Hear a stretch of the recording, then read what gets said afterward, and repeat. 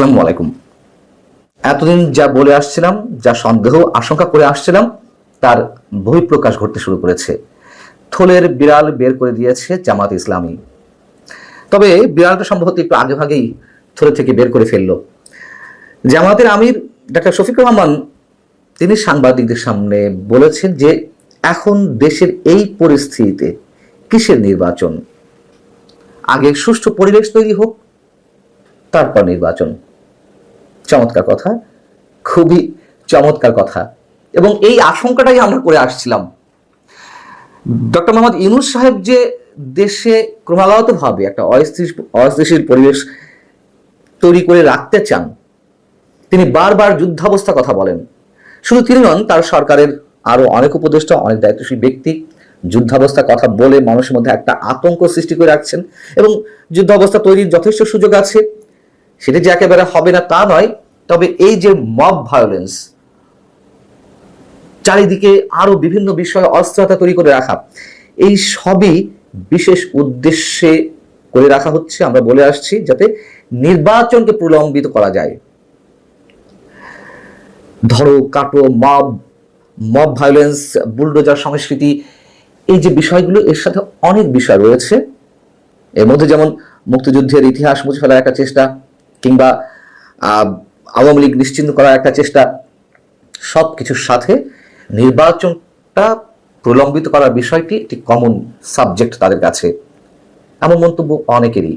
এবং নির্বাচন প্রলম্বিত করার যে ডিজাইনগুলো সরকারের কাছে রয়েছে, এটি তার অন্যতম একটি অংশ, যাতে চরম একটা অস্থিতিশীল পরিবেশ সৃষ্টির মধ্য দিয়ে মানুষ কেউ উচ্চারণ করতে না পারে যে নির্বাচন দেওয়া হোক। যেভাবে মব সন্ত্রাস চলছে, যেভাবে খুনোখুনি, রাহাজানি, যেভাবে অন্যান্য বিষয়ে মানুষ অস্থির হয়ে আছে, আতঙ্কের মধ্যে রয়েছে, তাতে অবশ্যই যখন নির্বাচনের দাবিটা খুব জোরালো সহকারে উঠবে, তখন মানুষ বলবে আসলেই তো এর মধ্যে নির্বাচন কেন দিতে হবে, নির্বাচন এই মুহূর্তে তো সম্ভব না, মানুষ তো ভোট কেন্দ্রে যেতে পারবে না। তবে এটুকু আমরা আশঙ্কা ব্যক্ত করছি যে যা চলছে এর চেয়ে সত্যি সত্যি আরো ভয়ঙ্কর পরিবেশ সৃষ্টি করা হবে, তারা সেটি যারাই করুক না কেন। এবং সেই বিষয়টি আগে ভাগে জামাতের আমিরের মুখ থেকে বেরিয়ে এলো। শুক্রবার নীলফামারীতে তিনি সৈয়দপুর বিমানবন্দরে সাংবাদিকদের সঙ্গে আলাপ করে যে বিষয়টি বলেছেন আরো, তা হচ্ছে আমরা আশা করি যদি মৌলিক বিষয়গুলোতে কার্যকর সমস্যা করা যায়, তাহলে ভালো একটা নির্বাচন সমস্যা করতে হবে এবং ভালো নির্বাচন দিতে হবে। জামাত তো বিভিন্ন সময় বিভিন্ন ধরনের মন্তব্য করে আসছে। কখনো বলছে স্থানীয় সরকার নির্বাচন আগে দিতে হবে, কখনো বলছে ডিসেম্বরে নির্বাচন ভালো হয়, দিলে ভালো হয়, কখনো বলছে যে নির্বাচন এপ্রিলের মধ্যে হলে ভালো হয়, কখনো বলছে না ফেব্রুয়ারিতে কেন নির্বাচন, কখনো বলছে যে মৌলিক সমস্যাগুলো হলে ভালো হয়, কখনো বলছে আমূল সমস্যা করতে হবে। এবং এটিও তো বাস্তবতা। সরকারের ভর কেন্দ্রগুলোর মধ্যে একটা ভর কেন্দ্র জামাত, এবং তারাই অনেক বেশি শক্তিশালী। বিএনপির সঙ্গে লন্ডন বৈঠকে প্রধান উপদেষ্টা কি কথা হয়েছে, কেন তারেক রহমান রাজি হয়ে গেলেন ফেব্রুয়ারিতে নির্বাচনের বিষয়ে, তা নিয়ে অনেক ধরনের গুঞ্জন রয়েছে।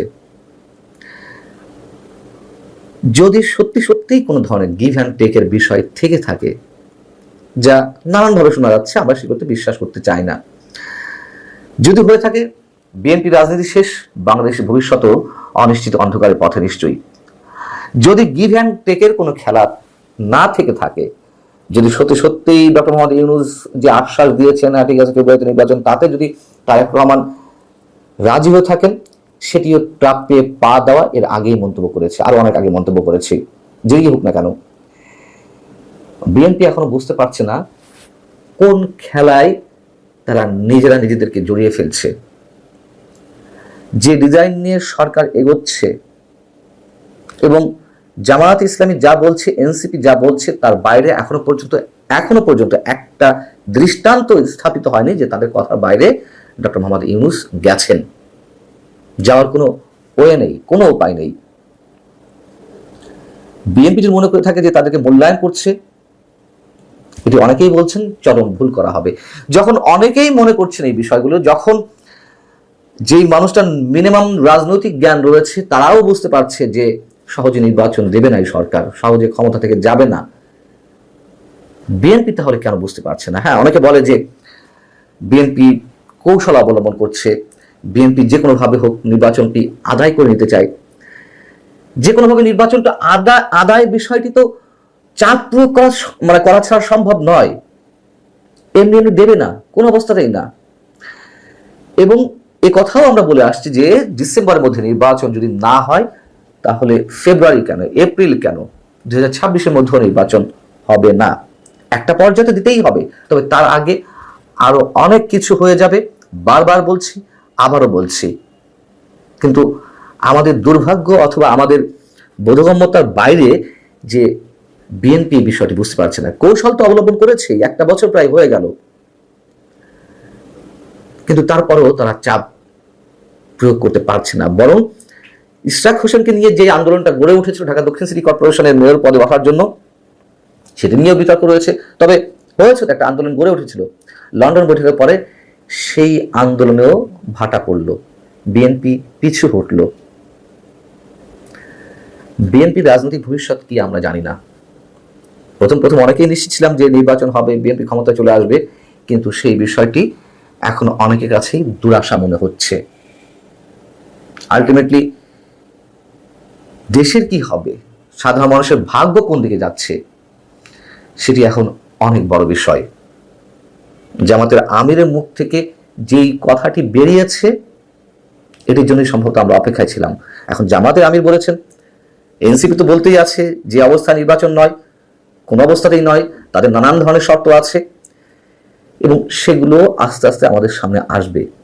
খুব স্বাভাবিক, আমরা একটু ওয়েট করি, সব দেখতে পারবো। ভালো থাকুন সবাই, আল্লাহ হাফিজ।